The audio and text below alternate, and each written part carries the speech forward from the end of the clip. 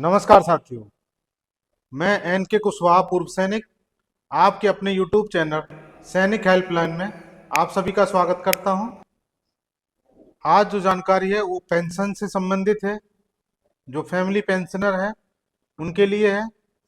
जब भी कोई एक्स सर्विसमैन की मृत्यु हो जाती है तो उसके लिए जो पेंशन स्टार्ट होती है उसके संबंध में बताएंगे कि कब और कितनी पेंशन मिलती है।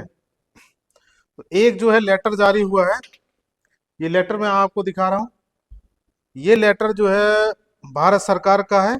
ये है कार्मिक लोक शिकायत और पेंशन मंत्रालय का, department of pension and pensioners welfare. ये लेटर है। ये लेटर 27 अक्टूबर को 27 अक्टूबर 2025 को जारी किया गया है। इसमें जो बताया गया है उसमें ये कहा गया है कि पेंशन आपको 65 साल तक मिलेगी या 67 साल तक मिलेगी या आपको 7 साल तक मिलेगी। ये बहुत सी कंफ्यूजन थी, कई लोगों ने पहले भी हमसे जानकारी ली है। अब ये लेटर जारी हो गया है तो अब ये लेटर के माध्यम से आपको समझा देता हूँ। और अगर किसी को पेंशन शुरू करानी है तो आप हमारी टीम से संपर्क कर सकते हैं। आपकी पेंशन हमारे पास से शुरू हो जाएगी। चलिए देखते हैं कि लेटर में क्या लिखा हुआ है।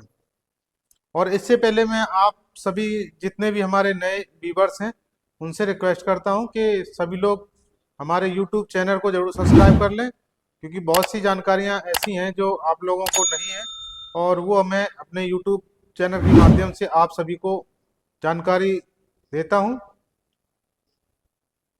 चलिए देखते हैं कि लेटर में क्या लिखा हुआ है। लेटर में जो लिखा हुआ है वो डीओपीपी का लेटर है। सेवानिवृत्त होने के बाद जो भी एक्स सर्विसमैन की मृत्यु हो जाती है तो उसमें जो है फैमिली पेंशनर को, जिसकी भी फैमिली पेंशन शुरू होती है, उसको 7 साल तक कंटिन्यू वही पेंशन मिलती है जो एक्स सर्विसमैन को मिल रही होती है। जैसे कि मान लीजिए अगर एक्स सर्विसमैन को 40,000 रुपये अगर पर मंथ मिल रहा था तो 7 साल तक कंटिन्यू वही जो फैमिली पेंशनर है जिनकी भी पेंशन शुरू हो रही है उनको 40,000 रुपये ही पर मंथ मिलेगा 7 साल तक। लेकिन इसमें एक और कंडीशन है कि अगर एक्स सर्विसमैन की एज 67 साल अगर वह जीवित रहता है तो 67 साल तक अगर हो जाती है तो उस समय ये पेंशन नहीं मिलेगी।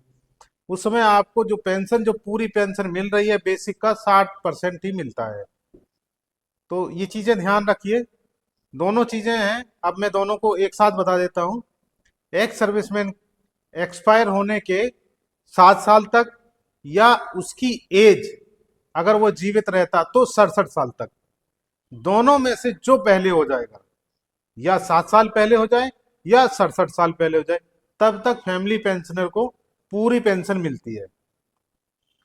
जैसे कि मान लीजिए एक एक्स सर्विसमैन है जो 50 साल में एक्सपायर हो गए तो उनको 57 साल, फैमिली पेंशनर को 57 साल तक कंटिन्यू वही पेंशन मिलेगी जो एक्स सर्विसमैन को मिल रही है।